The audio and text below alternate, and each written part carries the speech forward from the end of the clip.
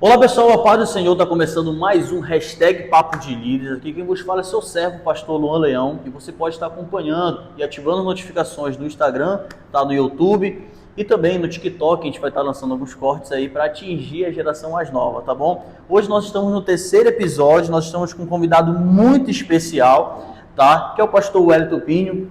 Antes que ele fale alguma coisa, eu quero só tratar e apresentar para quem não conhece. Quem, né? Se alguém porventura não conhecer, tá bom? Vou estar apresentando aqui. Pastor Wellington Pinho, 42 anos, casado com a pastora Ana Raquel, 2 filhos, José Neto e Valentina, pastor há 16 anos. A gente vai discutir depois se é 16 anos liderando ou liderou antes, tá? Pastor há 16 anos, foi administrador no Centenário, pastor de adolescentes e jovens no Centenário, pastoreou jovens na Prainha e logo após iniciou o Marketplace no Tempo Central e logo após assumiu a missão com jovem no Tempo Central, missão com jovem Belém e o melhor de todos, servo na casa do Senhor Jesus, tá? Pastor Wellington, seja bem-vindo ao nosso terceiro episódio do hashtag Papo de Líderes. É um projeto muito genuíno, muito tranquilo, para a honra e glória do Senhor Jesus, para que pessoas possam ter essa oportunidade de conhecer, ouvir também os líderes de Belém, certo? E conhecer um pouco do testemunho daquilo que está acontecendo na vida da nossa liderança, que às vezes a gente não consegue escutar. E pastor, nós queremos lhe ouvir e primeiramente é um privilégio ter o Senhor aqui conosco. Bem, primeiro, dos títulos aí, o mais importante com certeza é o de servo. Amém. Somos servos do Senhor Jesus, estamos aqui para servir a Ele. Quero te agradecer pela oportunidade de estar aqui com você no Papo de Líderes e poder falar um pouco daquilo que o Senhor tem feito na nossa vida. E estou à tua disposição, pode tocar. Amém, pastor. E vamos iniciar aqui, tá?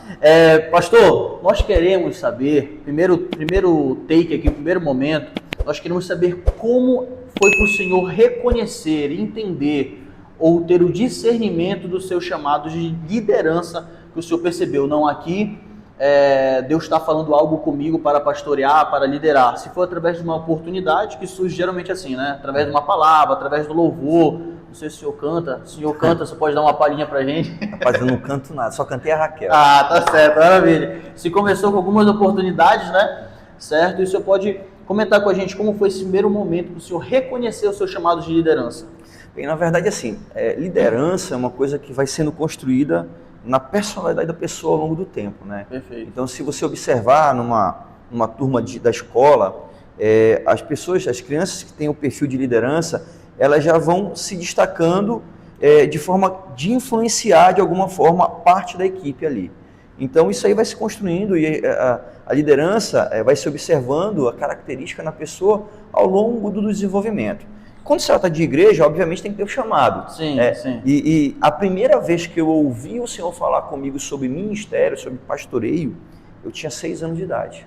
Meu Deus. Eu era uma criança, estava no círculo de oração, eu amava o círculo de oração, amo até hoje, na verdade. Sim. Não estou mais presente porque, às vezes, os afazeres da semana não permitem, mas eu era matriculado no círculo de oração.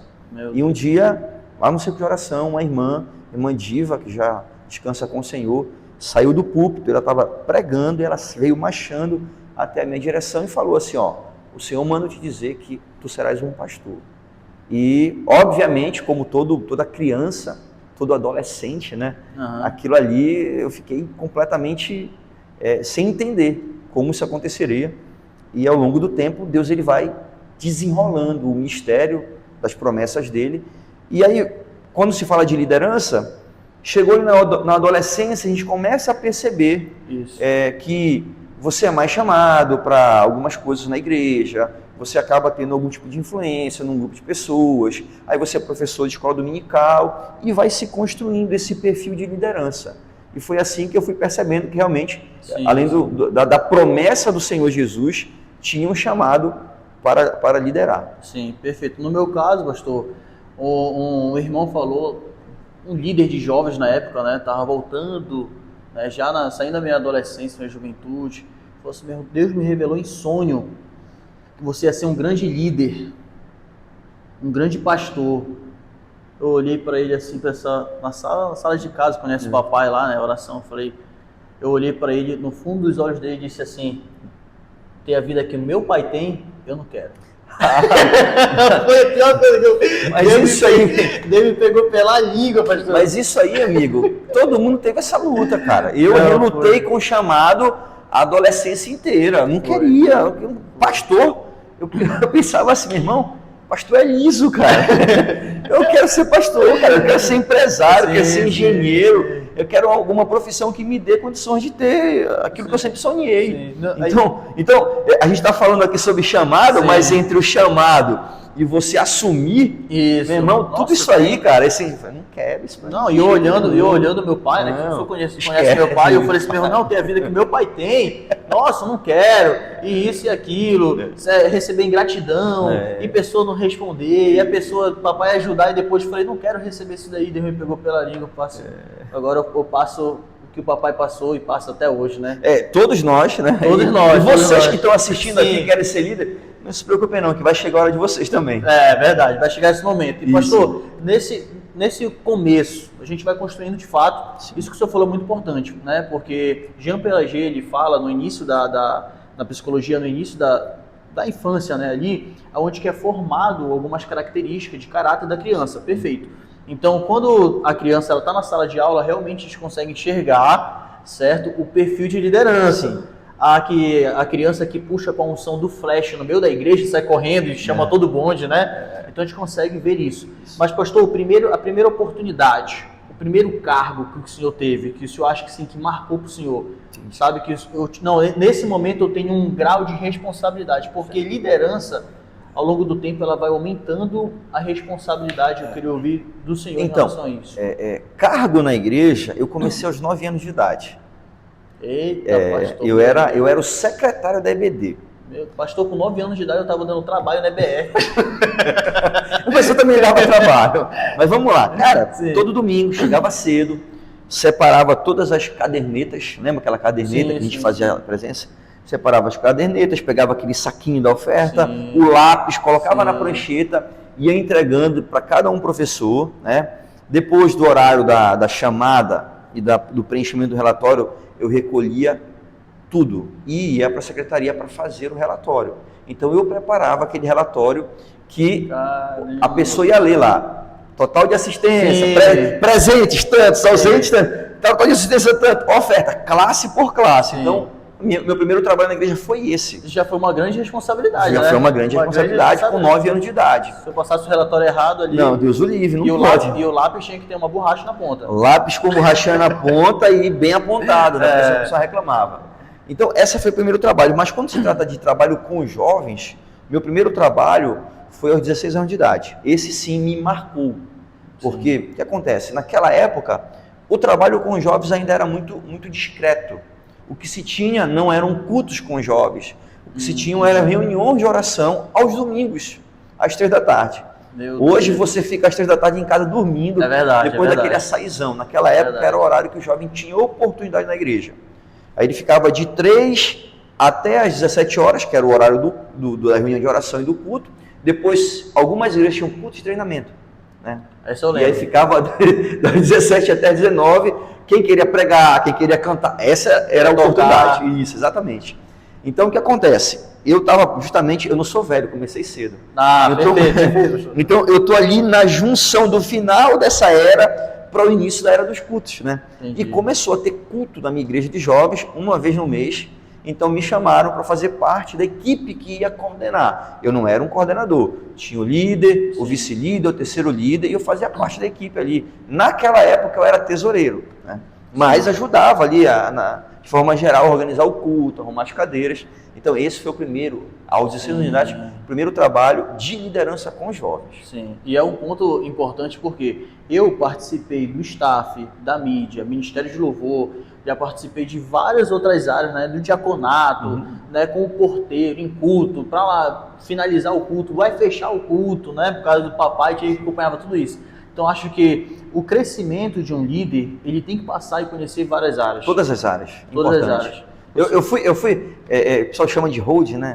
Eu fui hold de banda mesmo. É verdade, você foi hold de banda? Eu cuidava lá, colocava os instrumentos, preparava tudo, preparava a mesa. Tudo isso eu fiz. Caramba. Então, a lida na igreja é isso. Se você quer ser um bom líder, não pensa que você vai chegar lá em cima, lá por cima. Você tem que vir da base, conhecer todas as áreas. Naquela época não tinha mídia, né? Hoje tá aqui, ó, o pessoal gravando com celular, mas né? Na época nem câmera tinha, era difícil. Era a época da câmera com filme. Meu Deus, pastor. 1900 e Brooklyn. É isso aí. Era bem, né, pastor? Era bem. Mas diz um pastor aí da época que o Michael Jackson não era preto. Ei, pastor, faz tempo. É isso aí. Não, mas nessa época aqui, pastor, o senhor colocou um ponto. Calma aí que o pessoal daqui, o pessoal que tá nos bastidores. Normal, isso aqui não é para cortar, deixa aí, vamos ver se tem atividade. Para vocês entenderem que esse é o crescimento, né? Sim. Dos nossos líderes, do nosso crescimento. Eu sou da época, pastor, que a reunião mais importante, a gente está num mapa aqui de lógica, mas tudo isso a gente já vai entendendo e aplicando. Naquela época, as reuniões que tinha de jovens era ensaio, mas não era às 3 da tarde. Tá, graças a Deus. Nada contra as 3 da tarde. Mas, tipo assim, era ensaio do coral. Do coral. Ou seja, naquela época, o único ponto de encontro com o culto principal era o ensaio do coral. Era o ensaio do coral. E, pastor, eu não tenho essa inclinação pro louvor, pastor. Ainda posso treinar. Tá o Elian, o Isama aí, o pessoal, né? Eu também não tenho, mas eu cantei. Foi mesmo? Eu fazia parte do back vocal do grupo de louvor. Pastor. Imagina, eu não canto nada, irmão. Pessoal, estamos entrando agora no desafio do hashtag Papo de Líderes. Um líder, ele vai fazer algo que ele fazia naquela época. Vamos ouvir uma música com o pastor agora. Não tem. Vai cair a audiência do Papo de Líderes, é melhor não. Não é brincadeira, pastor. Mas naquela época, pastor, era o único ponto de encontro. E para mim, pastor, o quanto foi difícil, vindo numa igreja, certo, bem mais tradicional, certo, que hoje mas nem é tanto, que era na Comiadepo. Não tem problema falar isso. Meus pais são da Comiadepo, minha família, parentes, enfim. Então, naquele momento ali, pastor, o único ponto de encontro era o coral. Só que eu não cantava, pastor. Entendeu? Então, isso me deixava distante dos jovens, porque era o único ponto de encontro. Sim. Porque naquela época, só para você ter noção, eu tenho poucas bermudas. Porque desde aquela época eu vim sem querer ter essa tradição, e eu tenho poucas bermudas, pastor. Então, você imagina que naquela época não tinha bola como tem hoje. É verdade. Não tinha, vamos sair para jogar. Naquela época não podia marcar o futebol dos jovens. Eu lembro que o pastor passou uma vez no campo, ele morava de frente para o campo. Meu Deus. 3 da tarde, estava todos os diáconos, os auxiliares, os jovens jogando bola e o nome do campo, Maconhão. Não, pastor, peraí, pastor. Aonde era isso, pastor? Lá no entroncamento. Essa galera fica linda aí. O pastor passou, olhou, ele só fez olhar assim, virou a cabeça e foi embora. Quando acabou o culto, reunião com todos os jovens. A gente já sabia. Meu Deus. Pastor Amós Moreira, lançava a perna assim. Conheço. Olha só. A partir do próximo domingo eu não quero ninguém jogando bola. Meu Deus, pastor. Estão proibidos de ir para lá. Aquilo não é ambiente para vocês. Eu ouvi ali uns 5 palavrões só da hora que eu saí de casa. Meu Deus, pastor. Acabou a graça da galera. Ninguém mais foi pro campo no domingo à tarde. Ou seja, naquela época não tinha ponto de encontro. Não tinha ponto de encontro. O ponto de encontro era igreja. Era igreja, só isso. Era igreja. Não tinha culto, não tinha sala de oração também? Tinha oração de 5 da manhã, tinha oração do meio-dia, e era ali, irmão. Era ali. Eu lembro que, época da Copa do Mundo de 1994, meu irmão, tava um avivamento em Belém do Pará. Eu tava nascendo. Eita, Jesus. Eu era novinho, 11 anos. Beleza. Irmão, a gente assistia o jogo da Copa, mas 5 da manhã a gente estava orando, meio-dia a gente estava orando. Onde tinha culto, a gente estava indo para o culto, meu irmão, buscando o batismo com o Espírito Santo. E a turma ia. E a turma se mobilizava para ir. Então, o jovem hoje, cara, o que vocês têm de oportunidade? É verdade. É culto, é treinamento, célula. É discipulado introdutório para a pessoa entrar no seio da igreja, é o discipulado para o cara ser líder, né? Para o rapaz ou a moça serem treinados para serem líderes, tem uma vertente muito grande. No tempo central a gente tem discipulado, tem o Atos para quem quer servir na igreja, tem células, tem curso para líderes de célula. muita oportunidade para você aperfeiçoar, para você se capacitar, para você se tornar um líder, se for esse teu chamado, mas acima de tudo, para envolver o jovem para a igreja. Sim, perfeito. Naquela época, meu irmão, eram poucas oportunidades. O jovem ele não tinha abertura. É verdade. Não tinha abertura. Eu passei um pouquinho por isso. Mas além desse ponto, pastor, de não ter tanta oportunidade naquela época, o senhor lembra de outra dificuldade de ser um líder de jovens naquela época? Olha, eu não vou saber te falar de outra dificuldade, porque realmente eu não vivi isso, eu era muito jovem, né? 16 anos de idade. Eu lembro já da época que eu estava na casa dos 20, quando eu fui professor de EBD de adolescentes. Então, a grande dificuldade era a galera ir para EBD. Meu Deus. A turma não ia, irmão. Aí o que foi que eu comecei a fazer? Igreja de bairro, né? Sim. Aí chegava na igreja cedo, aí chegava 3, 4. O que a gente fazia? Bora, galera, bora buscar o pessoal. A gente ia de casa em casa. Acordava o cara, fazia ele tomar banho de 3 minutos, se arrumar e ir para a igreja. Em menos de 2 meses, ninguém mais faltava. Porque se faltasse, ele sabia que a equipe ia lá buscar ele. Aí, meu irmão, aí começou. Aí, aquela classe cheia, 20 adolescentes. Aí foi por partes, né? Isso era a grande dificuldade, fazer o engajamento. Aí quando foi um dia, eu cheguei com a galera ia pro culto, sim, só que ficava lá de fora. Mas não era culto dos jovens? Não, culto normal da igreja. Primeiro, encher a EBD. Aí conseguimos colocar todo mundo, e a turma já sabia, se não fosse para a igreja, ia bater na... a galera ia lá buscar. Não tem jeito, sim, então tem que ir para a EBD. Aí o que acontece? Começaram a ir para a EBD. Só que não entravam no culto de domingo à noite. Não entravam.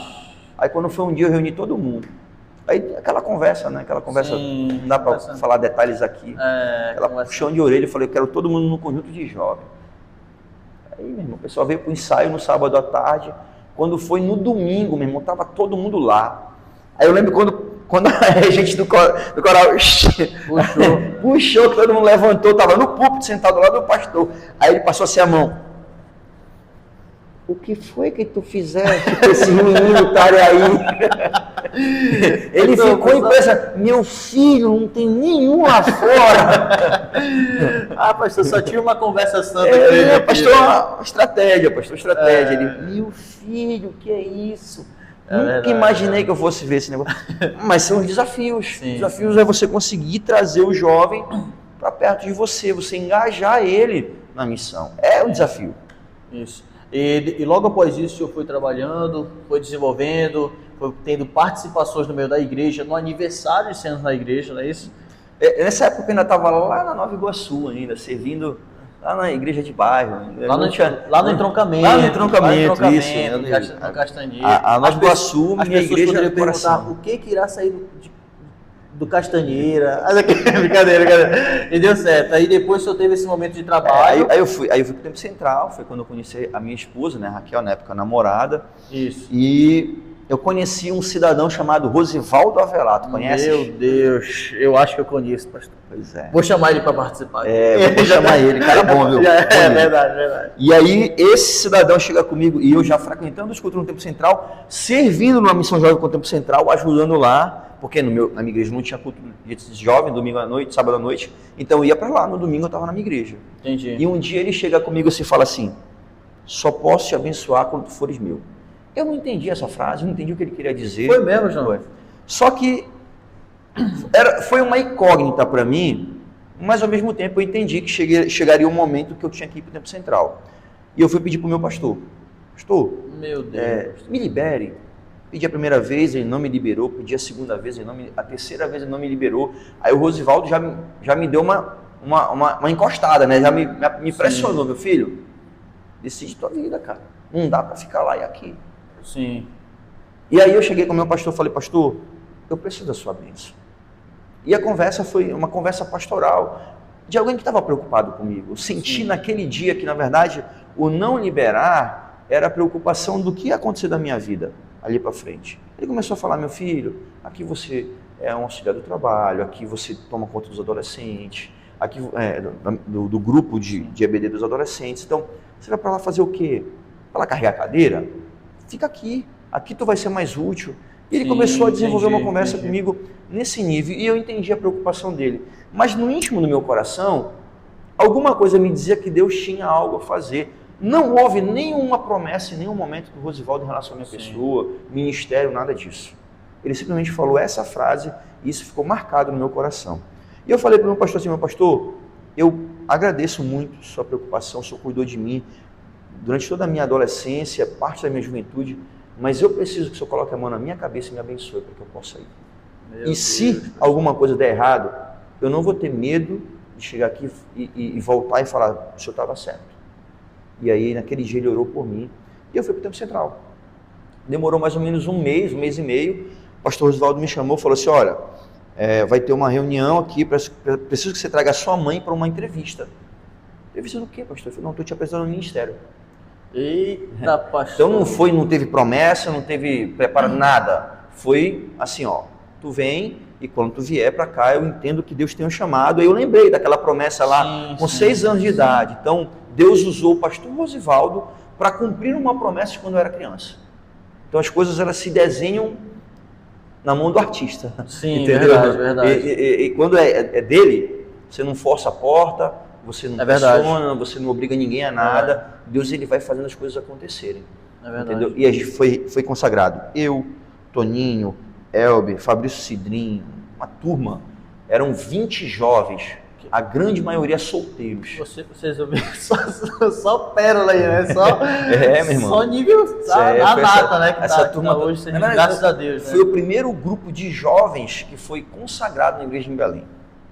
Jovem mesmo, solteiro. Eu lembro até hoje o pastor Nelson Cardoso, quando ele pegou o microfone que ele foi fazer a cerimônia e falou assim, e alguém disse que o jovem não podia ter oportunidade no ministério, não podia fazer nada, porque é jovem, porque é muito jovem, vai fazer bobagem. E nossa igreja começou com 2 jovens que não tinham nem 30 anos. Glória a Deus. Eu nunca esqueço aquelas palavras dele, foram palavras muito sábias, muito bem colocadas, como sempre, o pastor Nelson, né? Sim.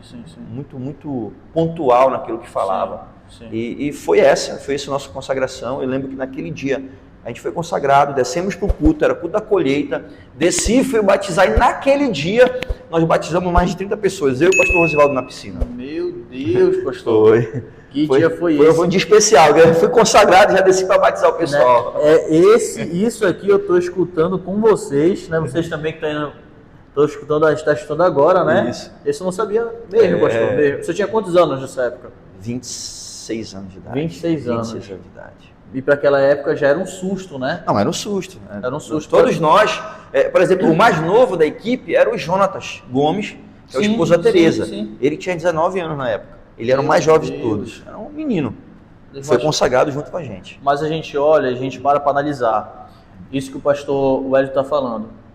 Não, mas não vamos dar oportunidade, pode errar, pode fazer besteira, né, pode falhar, mas os nomes citados aqui, pastores de templo, estão servindo, estão na linha de frente, estão trabalhando, e servos. Sim. E todos são pessoas que a gente tem um contato, né? Sim, a gente são amigos. Não são pessoas que são soberbos ou que saíram ou estão em outro ministério, pelo contrário, são fiéis, primeiramente a Deus, a sua esposa, a família e afins, e ao ministério da nossa igreja. Estão desenvolvendo um ministério extremamente frutífero aonde estão, alguns, como você falou, pastores de templo.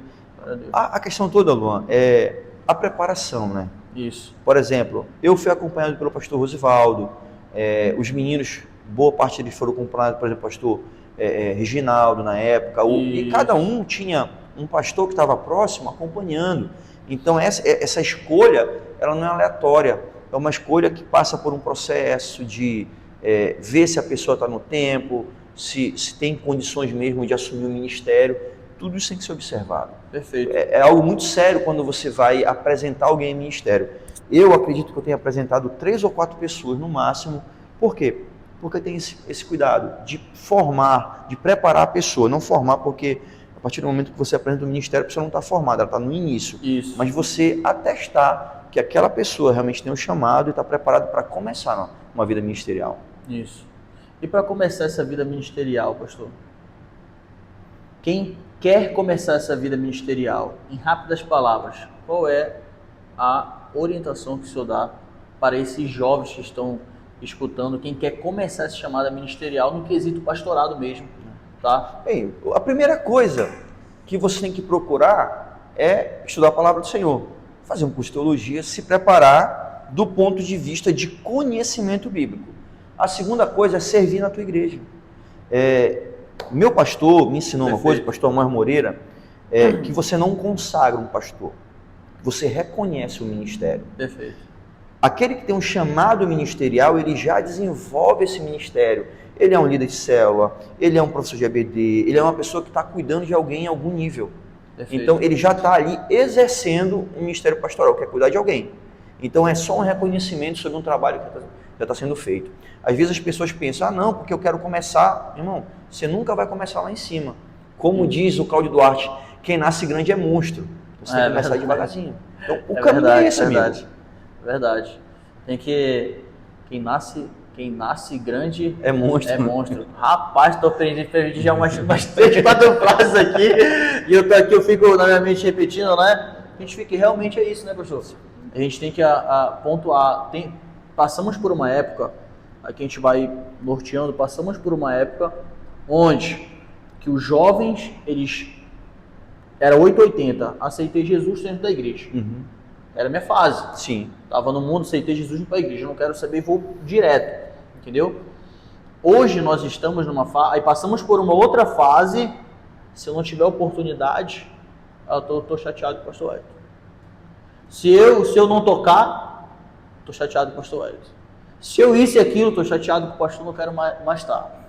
Agora, não sei se o senhor está passando no tempo central, porque no tempo central não tem isso. Tá? Não tem o quê? Não tem isso no tempo central. Mas alguns casos, né? Poucos casos tem isso de pessoas que agora querem estar na igreja, querem estar na onda, né? Esse jovem cristão, em vários lugares esse é status, certo? Mas não querem ter compromisso, responsabilidade. Cara, assim, isso tem em todo lugar, né? Isso. Então, lá no Tempo Central, como é que eu cuido do meu ministério local ali, da turma que me ajuda? Pessoal do Ministério de Louvor, por exemplo. Isso. Congregar no Tempo Central. Não é só vir tocar. A gente tem consagração. Todo mundo tem que participar da consagração, cara. Não existe esse negócio de estar no púlpito e não ir para a consagração. Então, outra coisa, discipulado. Quem não passou pelo discipulado, nem entra no ministério. Não trabalha, não faz nada se não tiver passado pelo discipulado, é o básico. Porque às vezes o cara chega e ele vem de uma outra igreja, não, vou vir para cá, ele realmente sabe fazer um monte de coisa, mas o coração dele não está em servir, está em ser visto. É o que acontece. Aí ele chega mostrando as credenciais, eu sou isso, sou aquilo outro, e você coloca. Dá 2 meses, ele começa a trabalho. É verdade. Nariz empinado, questionador. Então, primeiro caminho, joga ele lá para o discipulado, para ele aprender o básico da fé cristã. Quando ele vem de lá, já vem quebrado. Vai vir quebrantado. Exatamente.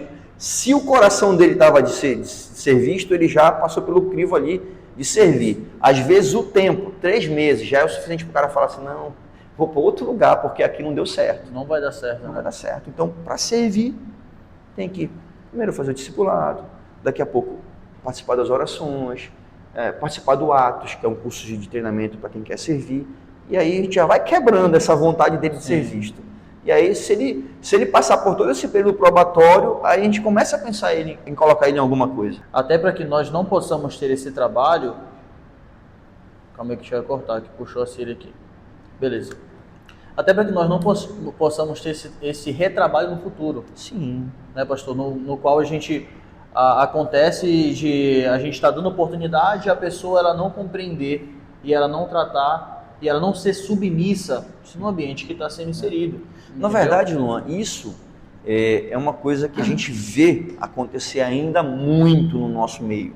Isso. Nossa igreja é uma igreja muito grande, entendeu? E a gente sabe que tem aquele fluxo, vai para cá, vai para ali, você não consegue acompanhar todo mundo. Perfeito. Entendeu? Então, às vezes as pessoas, antigamente, se chegava e tinha realmente um talento, sabia tocar, sabia pregar, e aí você recebia a pessoa, não sabia direito de onde tinha vindo, quais eram os problemas que tinha tido lá, se tinha tido problema ou não. E aí você acolhia. Quando você via, estava dando problema na tua mão. Não é que todo mundo vai dar problema. Tem gente que realmente está vindo por uma questão de trabalho, mudou de endereço, mas nesse processo tem aqueles que são problemáticos. Sim.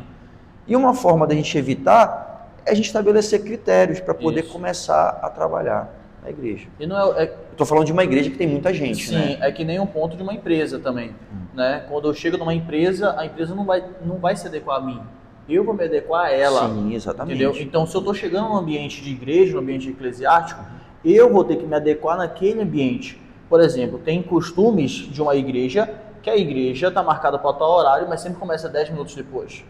E o senhor sabe como é o pastor Rosivaldo, né? Sim. Pode estar caindo canivete, vai começar às 18 horas. Então, esse costume a gente vai... Então, cada igreja tem a sua linha de raciocínio. Falando em pastor Rosivaldo, inclusive, esse modelo de trabalho, de algumas obrigatoriedades, eu aprendi com ele. Por exemplo, é inconcebível que eu tenha um músico ou alguém que serve junto comigo na missão que não frequente EBD. Tem que estar na EBD. Isso. Quando eu assumi a missão com o Jovem Tempo Central, tinha um ministério de louvor muito bom. Só que a grande maioria não congregava lá. Era de outras igrejas. Eu falei, irmão, ou vocês vão ser daqui e vão somar conosco, ou então Deus abençoe vocês lá na igreja de vocês. Sim. E eu peguei e estabeleci um tempo para que eles decidissem isso. Por quê? Porque às vezes o pastor Felipe falava, pastor, preciso do ministério de louvor dos jovens no culto de domingo à noite. Galera, dá para ir? Não, porque eu vou ter compromisso na minha igreja. É verdade, pastor. E hoje, por exemplo, nós temos 2 ministérios de louvor. Caramba. Na última reunião de liderança, o pastor Felipe pediu para o ministério tocar na reunião de liderança. E o culto estava acontecendo lá embaixo. Então, um ministério estava lá embaixo tocando e o outro estava lá em cima. Bem, mas por quê? Porque foi um trabalho de construção, sim, de fazer esses jovens entenderem que aquela era a igreja deles, aquele era o lugar deles estar e ali eles seriam bênção. Perfeito. Mas para fazer parte desse grupo, tinha que congregar ali. Entendeu? Então, assim, a gente foi construindo esse modelo.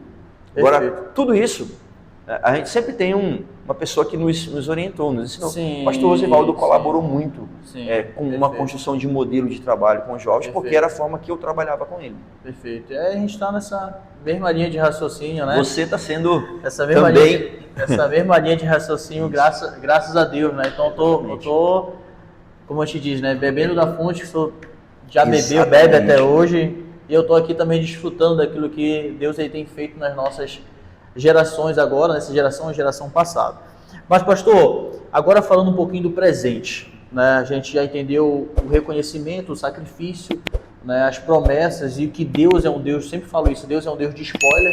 Aos 6 anos de idade, Deus deu um spoiler para o Senhor, né? E trabalhou. Não aceitei muito bem. Mas depois foi... Pastor, mas você parou para analisar algo? Vocês que estão aqui, aos 6 anos de idade você recebeu uma promessa. Eu amo números, né, e dados. Aos 16 o senhor teve uma oportunidade nos jovens. Sim. Aos 26 o senhor foi consagrado. Né? Rapaz... Aos 36 teve algum mistério que o senhor tem que lembrar aí. E aos 46, o que tem preparado? Eita, Jesus. Então, se eu tenho algum mistério nessa casa... A casa de 10 em 10, de né? 10 em 10, então já anote. Interessante, vamos orar a esse respeito. Já anote aí. E pastor, então é muito bom reconhecer isso de um líder. Eu acho que antes que a gente possa determinar para onde iremos, né, nós temos que olhar para o nosso passado e ser pedagógico, e a gente possa administrar isso. Mas pastor, hoje o senhor está pastoreando os jovens do Tempo Central, e os jovens da Assembleia de Deus, que são 500 jovens. Não. Que são 1.000 jovens. Não, também não são 1.000 jovens. Que são 2.000 jovens. Também não são 2.000 jovens. São em média uns 20.000 jovens, não é isso, pastor? Pelos dados gerais da igreja, oficiais, mais de 22.000 jovens em Belém. Meu Deus do céu. E pastor, nesse momento, como tem sido liderar os jovens do Tempo Central, tá? E os jovens da Missão Jovem Belém, essas 22 mil pessoas, mesmo que o senhor não esteja na ponta ali com eles, a gente sabe que o líder, ele sempre vai estar entregando a frequência, certo? E às vezes a frequência que nós entregamos, quem está, né, para que vocês possam entender, não que a gente está num ambiente pirâmide, mas o downline, a linha abaixo, tá?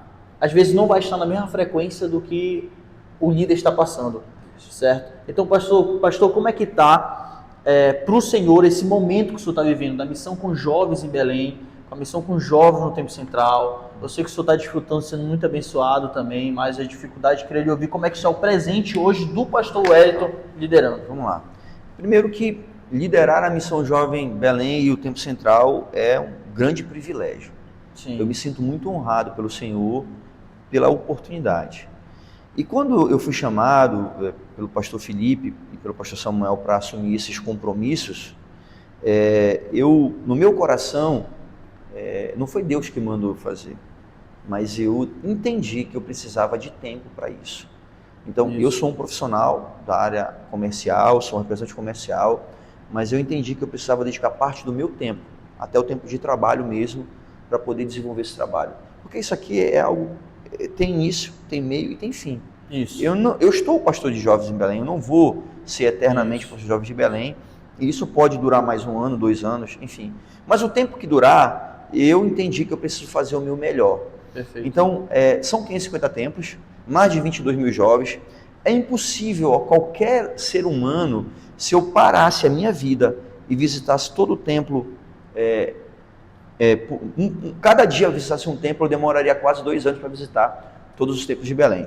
Verdade. Nossa igreja, ela é gigante. E eu gosto muito de uma analogia que o pastor Samuel faz, é que uma coisa é você estar num jet ski ou numa canoa para fazer qualquer tipo de movimentação. Nós somos um transatlântico. Já ouvi então o transatlântico ele tem o time para qualquer movimentação. Então, óbvio que eu não conheço os 550 templos, que eu não conheço todos os 550 líderes de jovens de Belém por templo, mas a gente tem feito um trabalho de tentar aproximar da maior quantidade de jovens possível. Isso é muito difícil, mano. Isso é muito desafiador. Nos primeiros 2 anos, foram muita dedicação de tempo de visitar, e a gente não consegue ser efetivo e visitar tudo que a gente queria. A grande verdade é essa. E sempre fica assim, poxa, eu poderia fazer um pouco mais, apesar de tudo que eu tenho feito. Mas assim, muito feliz com tudo aquilo que o Senhor tem feito na missão com o Jovem Belém, e orando ao Senhor para o direcionamento do futuro. Isso. O Tempo Central, da mesma forma, é a minha igreja local, é a igreja onde eu sou pastor. Acho que todo mundo tem que ser pastor. Isso. Para liderar jovens, você tem que ter ovelhas. Isso. Para você entender a dor da ovelha, a necessidade da ovelha, entender a linguagem da ovelha. Por exemplo, hoje eu tenho tentado entender a geração Z. Grande desafio é entender como pensa a geração Z, os gostos, os problemas, quais são as dificuldades que a geração Z enfrenta. Esse é o grande desafio do momento para ser um bom pastor. Sim. O senhor já até respondeu o que eu ia perguntar para o senhor. Mas manda aí a pergunta. Qual o maior desafio? Esse é o desafio de conhecer, né? Cara, o grande desafio primeiro, que eu não sou geração Z, eu sou geração milênio. Então, assim, outro dia eu estava conversando, inclusive, com um líder de jovens de uma grande igreja a nível nacional, e a gente falando sobre esse desafio. Sim. De entender a geração Z. Porque a minha geração, ela aprendeu a mexer nisso aqui. A geração Z, ela nasceu com isso na mão. É verdade. Entendeu? E aí nascer com isso na mão, dá a essa geração um leque de informação muito maior do que a minha geração tinha. Isso. Só que eles têm a mesma dificuldade que nós tínhamos. Como organizar tudo isso? E como pensam? Então a gente estava falando justamente sobre isso. E aí, quando tu pega uma geração anterior falando sobre a outra geração, óbvio que tu vai enxergar pontos. Você vai falar, poxa, isso é um problema, isso é uma dificuldade. Isso. E a gente conversando foi muito interessante, eu não vou falar aqui o que a gente falou, obviamente. Sim. Mas eu cheguei em casa e eu fui orar. E sabe o que foi que Deus falou para mim? Ei, mas eu te coloquei aí justamente para você entender o problema deles e ajudar. Não foi para criticar. Porque se fosse para criticar, não precisava, entendeu? Verdade. E aí eu entendi que era um tempo de Deus para entender a geração Z, para amar a geração Z e para conduzir a geração Z no caminho do Senhor.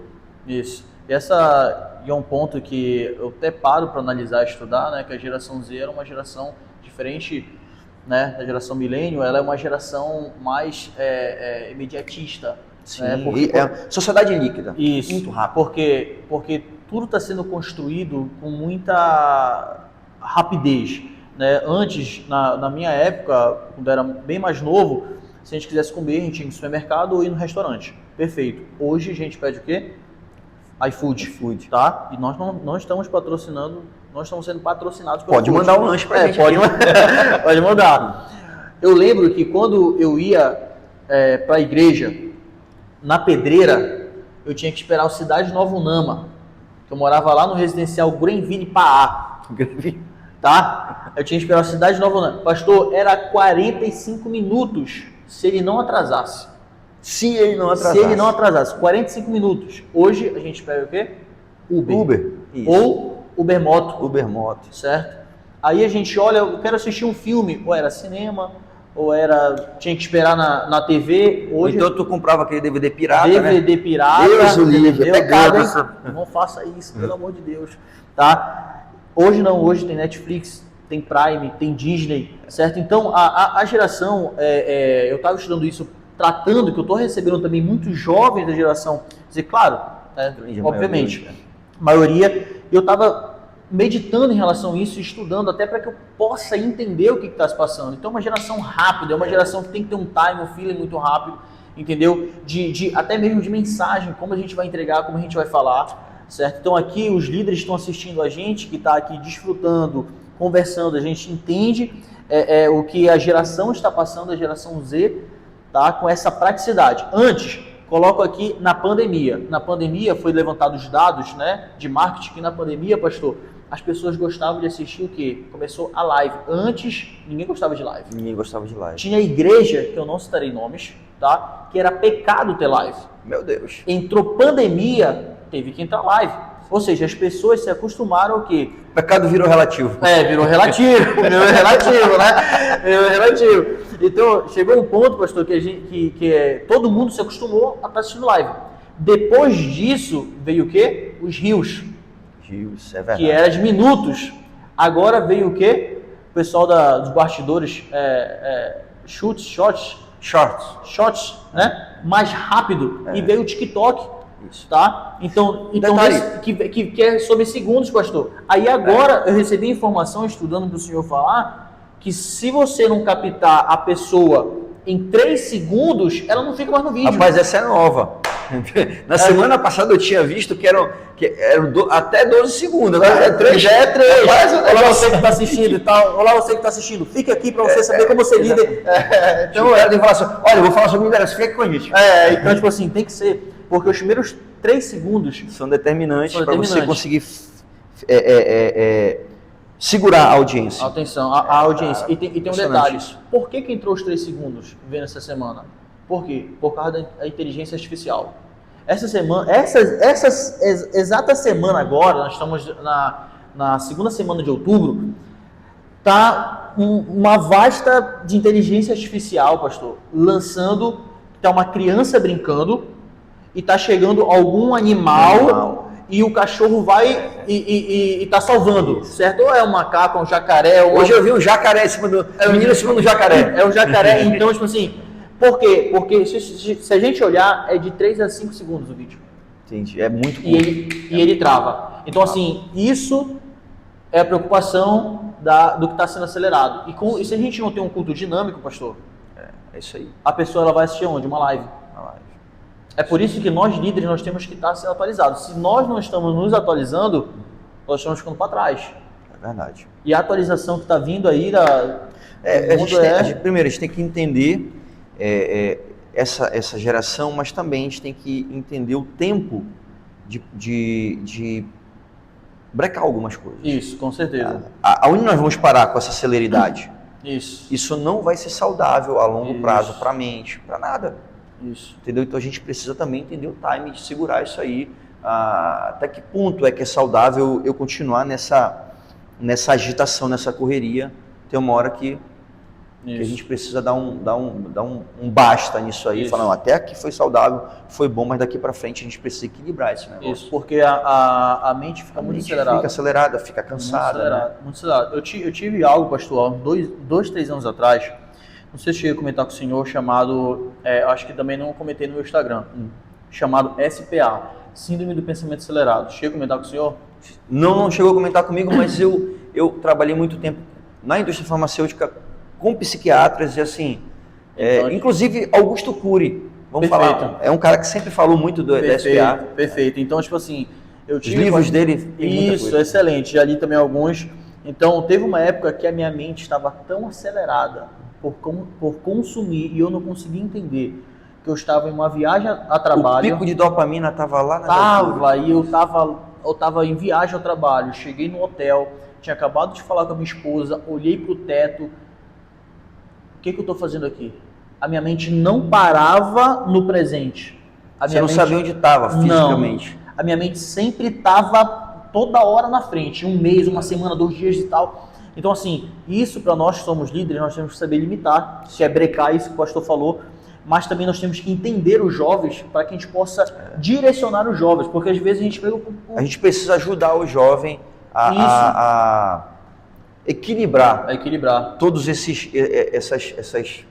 pratos, vamos colocar assim, como um malabarista ele está ali, equilibrar. Qual é que é o prato que eu não preciso mexer agora? Isso. Então, o jovem ele precisa entender que tem o tempo da escola, tem o tempo do namoro, tem o tempo da igreja, tem o tempo de tudo isso aí. Fazer tudo ao mesmo tempo vai trazer ele a uma síndrome do pensamento acelerado, com certeza. Isso. E ficar no celular o tempo todo não vai ser saudável para ele a longo prazo. Perfeito. Não vai ser saudável para ele a longo prazo. Perfeito. Eu tive burnout. Foi mesmo, pessoal? Isso. Por conta de trabalho. Muito trabalho. E assim, teve uma hora que eu tive que parar. Muita coisa. Era igreja, era trabalho, era empresa. Eu começava a trabalhar às 6 da manhã e trabalhava até 2 da manhã. Teve uma hora que a mente não deu conta. Sim. E aí eu precisei dar uma parada. Reprogramar tudo. Rever aquilo que eu estava fazendo. Ou a gente para cuidar, ou a vida força a gente... Força a gente parar. Lembro de uma amiga minha que é médica, ela falou assim para mim, meu amigo, você não é uma máquina. É verdade. Uma hora você vai pagar o preço dessa conta. É verdade, pastor. Então tem que ter equilíbrio.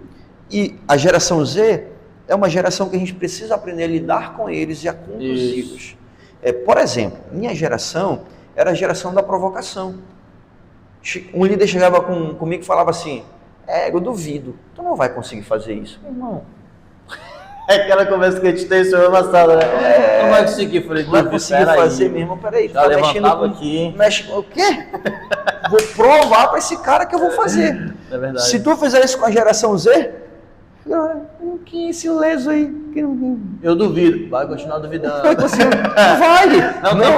Não é esse o canal de motivação. É verdade. Entendeu? Então você tem que saber o que motiva. Quais são os gatilhos para motivação? Tudo isso a gente tem que entender para poder liderar essa geração. Perfeito. Maravilha. Aulas e aulas. Maravilha, pastor. Esse ponto aqui, eu acho que dava para a gente cortar e fazer 2 sessões só nesse ponto aqui, porque foi realmente um momento crucial da nossa geração que a gente tem que saber lidar. E pastor, nós acabamos de sair do congresso, tá? Como o senhor falou, tem começo, meio e fim, a gente não pode também levar tanto, mas pastor, nós acabamos de sair de um congresso abençoado, diferente. Muita gente pensou que, nossa, como vai acontecer, como será, é crescimento, é COP30, e foi extraordinário. Tivemos um congresso assim que superou nossas expectativas. Não estou falando porque eu estou na sua frente, porque eu tive o privilégio de servir, tá? Então assim, a entrada, a oração foi um momento sobrenatural. E assim, pastor, o senhor acabou de sair, e como funciona a mente de um pastor de uma missão Jovem Belém, que acabou de sair de um congresso brasileiro de jovens? O senhor saiu, o senhor dá uma respirada de alguns dias e vamos agora já começar a apontar pro ano que vem, né? Ano que vem. Amigo, como é que funciona, pastor? A primeira coisa é buscar em quem pode. Sim. Não sou eu. Não é minha capacidade intelectual, perfeito, nem minha capacidade organizacional. O que Deus fez, porque foi Ele que fez, só aconteceu porque Ele resolveu se fazer presente. Maravilha, foi então, mesmo. Ele resolveu, vou lá. Então, isso foi, primeiro, fruto de uma equipe gigantesca de pessoas que oraram. Você foi uma delas, mas esteve com a gente, não só no cenáculo, mas foi. Que, glória a Deus, sabe, ao longo de meses orou ao Senhor apresentando esse evento. Primeira coisa, ninguém faz nada sozinho. Verdade. No reino de Deus, Deus ele não vai dividir a glória dele com ninguém. Até quando tu vai ver os apóstolos, de 2 em 2, 3 em 3. Por quê? Para ninguém se achar o dono da situação. Então eu não sou responsável por aquilo, que quem fez foi Deus. Sim. Eu talvez tenha sido um servo humilde que ouvi aquilo que ele queria e tentei executar da forma como ele me orientou. Sim. Tanto é que o preletor, ano passado, no período de novembro, eu estava em uma reunião de pastores do GKPM lá em São Paulo. Estava lá Hernandes Dias Lopes, Cláudio Duarte, Luciano Subirá, Rafael Abdala, todos esses grandes pastores de Belém, do Brasil, pregando para um grupo de líderes no Brasil. São pastores de vários lugares. E em um determinado momento nós fizemos oração, cada um orando pelo seu ministério, pela sua igreja, e eu apresentei a missão com o jovem. Muito óbvio, né? Sim. E naquele dia, a gente saiu de lá e de repente eu senti muito forte, se eu falar no meu coração, Júnior Rustirola. Eu falei, meu Deus, o que é isso, Júnior Rustirola? Eu não conhecia, eu conhecia o Júnior, tinha já jantado com ele um dia que ele teve em Belém, mas assim, vou ser muito sincero contigo, não conhecia o material dele, não conhecia o testemunho dele, não conhecia a história dele. Tive com ele porque ele estava em Belém e aí eu fui cuidar dele, o pastor Felipe estava viajando, jantamos junto, uma pessoa muito agradável, mas só. Sim. Mas o meu coração, Júnior Rustirola. E eu falei, meu Deus, o que é isso? Mas por que esse nome? Deus falou assim, eu quero que ele venha para o congresso. E eu fiquei, amém. E eu fui conversar com o pastor Felipe, apresentei a ideia, ele achou legal. Uma pessoa que não é da nosso meio pentecostal. Isso.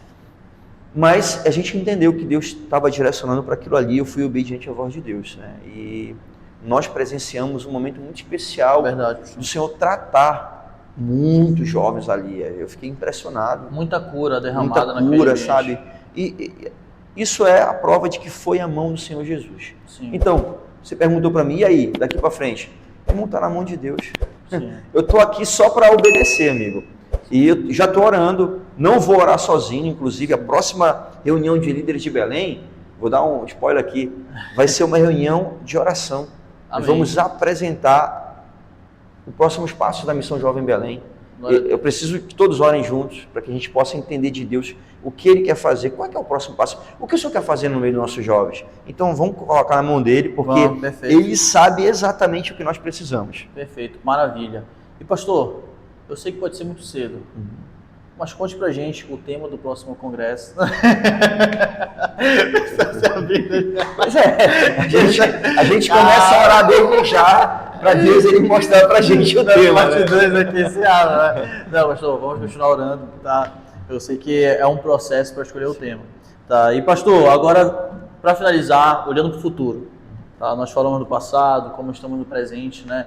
E como o pastor Wellington, com toda essa construção em ambiente, o pastor Wellington está vivendo, né? Como ele consegue enxergar a sua liderança, o futuro, o que o senhor consegue imaginar nos 46 anos, que tem algum mistério, como é que o senhor está nessa perspectiva? O senhor está orando e deixando Deus dar o direcionamento também, né?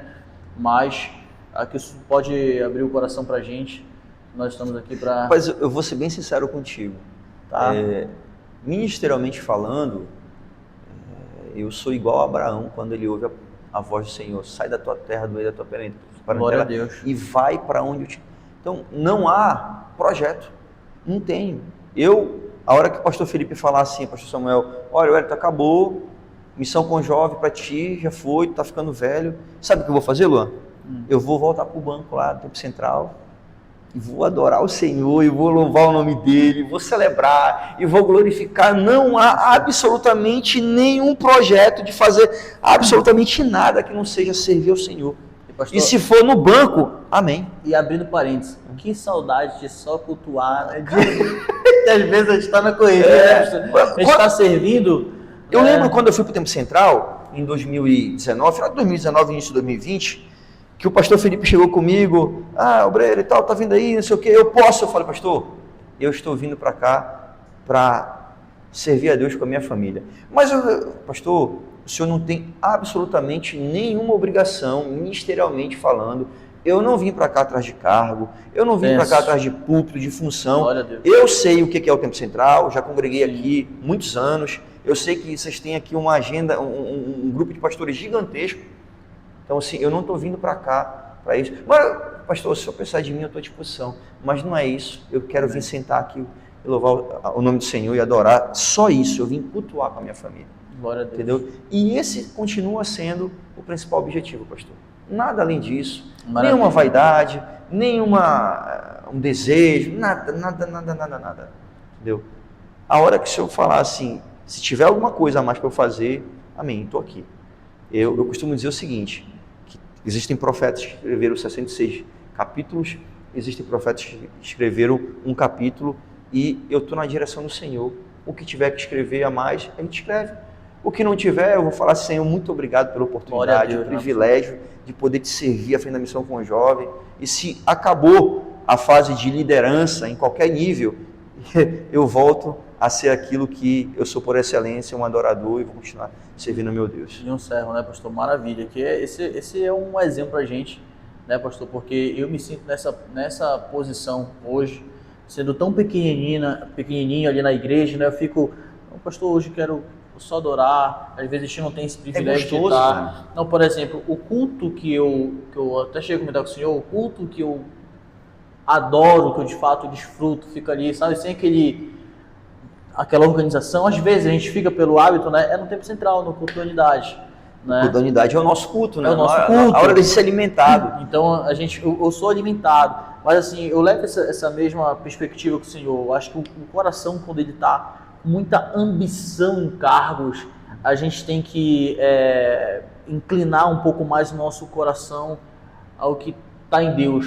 Porque às vezes a gente fica numa ambição, e eu não vou falar que eu nunca tive, que eu já tive muita ambição em muitas coisas, já tive ambição, eu quero pregar em tal igreja, eu queria fazer isso, eu queria não sei o quê. E depois, quando o meu coração ele foi modulando e foi trabalhando, eu fui entendendo, pastor, que eu só quero servir, que seja aqui pegando uma casca de um bombom no chão, eu só quero agradar o meu Senhor, dobrar os meus joelhos e ficar quietinho. Às vezes eu chego no culto, pastor, sendo bem sincero, Senhor, eu queria só dobrar os meus joelhos e ficar aqui te adorando e te servindo. Como é bom, né? Como é bom. Já tiveram momentos da minha vida, do meu ministério, que eu lembrei lá na Nova Iguaçu, quando eu era um adolescente, quando eu era uma criança, eu estava na fase adulta, mas não tinha. E como era bom sentar no banco, ouvir uma boa palavra, adorar o Senhor, sem ninguém estar sabendo quem eu sou, sem ninguém me olhar, sem ninguém ver se eu estou cantando, sem ninguém olhar para ver se eu estou no celular ou não. Entendeu? Só adorar, só receber. Às vezes dá saudade disso. Verdade, pastor. Teve uma vez que eu fui para o culto do meio-dia, pastor Toninho. Sim. Sentei lá atrás, quase eu sinto na cortina para lá, para não ser visto. Irmão, eu estou ali, e o louvor, e a pregação, rapaz, eu orei, eu chorei tanto naquele lugar, foi tão bom. Sim, pastor. E estar lá atrás, escondido, sabe, sem ninguém ver. É porque as pessoas pensam que a gente é super-herói. Irmão, você é ser humano, você também tem medos, você passa por dificuldades, você passa por ansiedade. E tem hora que você também quer se derramar na presença do Senhor. Sim. Aí nessa hora, quebra o protocolo, ora, sabe? Chora, te derrama, faz careta. Não, e realmente nesse momento que a gente vive, né? Chega um momento que é tanta correria, tanta administração, organização, a gente só quer cultuar. Mas glória a Deus, pastor, muito bom saber que o seu coração está inclinado. Isso não foi um teste, né? Mas o senhor está inclinado para o ato de servir, onde que for para ser conduzido pelo Espírito Santo de Deus através dos nossos líderes, né? Vai ser conduzido. Eu estou na mesma linha de raciocínio. Isso aí. Eu falei com o meu pastor essa semana, meu pastor, não, se a gente for para a gente mexer no culto de jovem, eu falei, pastor, se o senhor pedir para que o culto de jovem seja na segunda-feira, no horário de meio-dia, será, pastor? Isso aí. Pastor, o senhor, eu estou aqui para obedecer. E esse é o melhor caminho, pastor. Esse é o melhor caminho. Falei, pastor, eu estou aqui em paz. Se o senhor quiser que eu vá para outra missão, eu vou. Se o senhor quiser que eu vou pastorear um templo, eu vou. Se o senhor quiser que eu assuma lá a limpeza, nada contra, todos os papéis são importantes, mas que saia do ambiente de dirigir culto, que fique lá nos bastidores. Eu amo estar nos bastidores. Esse congresso, para mim, foi um dos melhores congressos, porque eu estava nos bastidores. Estava servindo, estava andando, deu calo no meu pé, eu fiquei agoniado, e era no rádio para lá e para cá, e eu amo o ato de estar nos bastidores, sabe? Eu me vejo muito, pastor, no ministério como um técnico, entendeu? Deus, assim, não age no meu coração ser um Neymar do altar, ser um Cristiano Ronaldo no mundo futebolístico, né? Ser um Cristiano Ronaldo, né, do Brasil. Não, meu coração eu gosto de ser um técnico, eu gosto de ali ajudar, ajeitar, dar um direcionamento naquilo que Deus está fazendo, a gente está servindo. Eu também tenho o mesmo sentimento, eu não tenho vaidade de querer aparecer, de querer estar... Eu não sou... Como é que eu posso? Tem gente que é viciado em púlpito, né? Nossa, eu não sou também, não. Às vezes até fico assim, me convidado para pregar, poxa, mas tem gente melhor do que eu para pregar e tal. Eu gosto de pregar muito na minha igreja, sabe? Meu povo. Sim. Mas assim, vou quebrando isso aí, de vez em quando eu atendo uma agenda, mas não. As agendas que não precisam tirar a barba. Eu não sou como é? Eu sou itinerante, eu sou pastor. Sim. Eu também sou na mesma agenda é para tirar a barba? Rapaz, eu não tenho vaidade com isso aqui não, eu tiro. Perfeito. Eu só não tirei esses dias agora porque a esposa falou, não, amor, deixa aí. É verdade. Ela implicou quando eu comecei a deixar crescer, mas agora ela acostumou. E aí tá tranquilo. A raiz é a forma, né? Glória a Deus. Pastor, com tantas missões, tantas responsabilidades, como conciliar a vida e essas oportunidades? E aqui nós encerramos, porque todos nós líderes, nós temos grandes responsabilidades. Hoje, nosso estilo de liderança, há 10, 15 anos atrás, tá, na geração milênio, a pessoa estava na igreja ou não estava. A pessoa ou estava na igreja e trabalho. Igreja, trabalho, casa. Hoje, igreja, trabalho, estudo, clientes, é outra fonte de renda, é liderança, é treinamento. Como conciliar? Qual é a orientação, sugestão que o senhor tem para nós? Pastor, eu penso que Deus ele vai dando a graça para a gente conseguir conciliar tudo isso.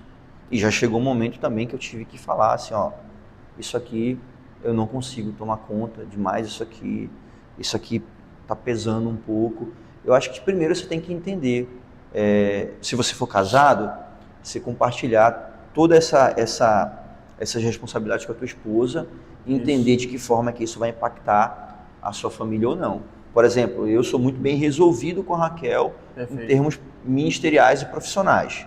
Então, o que eu lidero hoje, eu lidero porque a gente entendeu que é o tempo de Deus para nós. Não é fácil, tem momentos que é muito difícil, tem momentos que é muito pesado, tem momentos que a gente cansa, entendeu? Mas a gente entendeu que é o nosso tempo de doar a nossa vida, a nossa força de trabalho, a nossa juventude para essas missões. E obviamente que tem no meio de tudo isso aí o trabalho, o meu, o dela, mas a gente vai recebendo de Deus a graça, o direcionamento para saber como lidar com tudo isso. Não é fácil, mas eu sinto isso assim como se fosse um trabalhar de Deus. Isso não acontece da noite para o dia. Deus ele vai te dando condições para que você possa conduzir isso aí. Não adianta você pegar uma pessoa que não tem 2 ou 3 atribuições e colocar 4 na mão dela, porque ele não vai saber como gerir. E Deus ele vai te dando capacitação. Vem uma, tu consegue administrar uma com a outra, vem a terceira. Aí chega o momento em que você tem que entender que, poxa, até aqui deu, daqui para frente eu não consigo mais, qualquer coisa que eu pegar, realmente, ou eu vou fazer mal feito, né? E aí, maldito é o homem que faz a obra do Senhor relaxadamente, né? Então é melhor eu falar, não, obrigado, isso aqui não dá. Mas por enquanto, apesar de ser bem trabalhoso, a gente está conduzindo. Perfeito, maravilha. Eu sorri porque o papai sempre fala esse versículo, né? Maldito o homem, meu filho, maldito o homem que faça o trabalho relaxadamente. Não faça. Não assuma compromisso fala mim, se não for para fazer o melhor. Não faça relaxadamente. Glória a Deus. Pastor, bênção. Pastor, o senhor acredita, creio eu, né, que o senhor acredita que nós somos recaído sobre nós uma unção quando nós assumimos algo. Isso aí não tenha dúvida. Perfeito. E para finalizar, pastor, de forma diferente, eu queria que o senhor fizesse uma oração como pastor da missão, uma oração micro-ondas, rápida e quente, tá? Uma oração por todos os líderes que esse vídeo irá alcançar, certo? Nós temos aí, eu não levantei todos os dados, certo? Mas Foram mais de 200 mil visualizações em todas as redes sociais, contando os cortes do último vídeo que teve. Legal. Sem contar os outros 2 Papo de Líderes. Mas eu vou levantar isso com mais calma. Legal, então assim, pastor, bom. eu queria ouvir, né, eu queria, na realidade, uma oração sua do pastor da Missão Jovem Belém, que eu sei que existe uma unção derramada sobre a sua vida, para que a gente possa finalizar esse momento. Então vamos orar. Senhor Deus e Pai, nós entramos na Tua presença, Pai, e nós queremos louvar o Teu santo nome, Pai.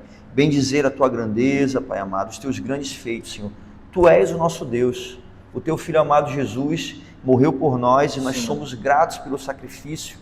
Pai querido e santo, aqui está, Pai, a Tua igreja, líderes que têm sede, Pai, por liderar bem, por conduzir bem o rebanho que Tu confiaste, Senhor, na mão deles, Senhor Jesus. E nós queremos te pedir, Pai amado, que Tu levantes a melhor geração. Sim, meu Deus. Eu não vou pedir a maior geração, porque eu não sei qual o desejo do Teu coração para esse tempo, mas a melhor geração de líderes em Belém do Pará, no Brasil, para que a gente possa cuidar dos jovens, de adolescentes, da igreja, Senhor, de todos aqueles que Tu colocares nas nossas mãos, Senhor Jesus. Capacita, Pai amado, que esse líder, ele tenha o desejo diário de Te buscar em oração e buscar na Tua palavra a capacitação para cuidar de vidas, Senhor.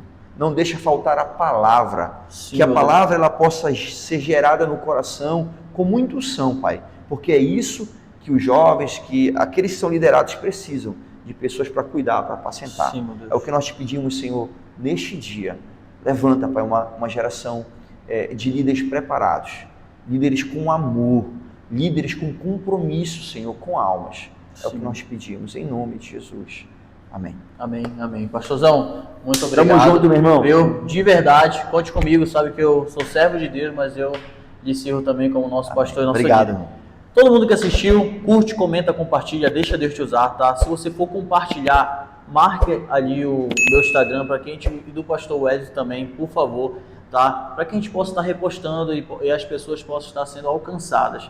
Deus te abençoe. Quero deixar um agradecimento especial à presença do Espírito Santo nesse ambiente, certo? E também a nossa parceria fechada, a Glória Produtora, tá aqui o nosso time, que Deus possa estar abençoando poderosamente, que Deus ele possa largar o celeiro, abençoar a cartela de clientes, que vocês possam ser os maiores aqui de Belém, para o nome do Senhor ser glorificado. Tamo junto, Deus te abençoe, e é nós na fita e o diabo na ripa. Valeu!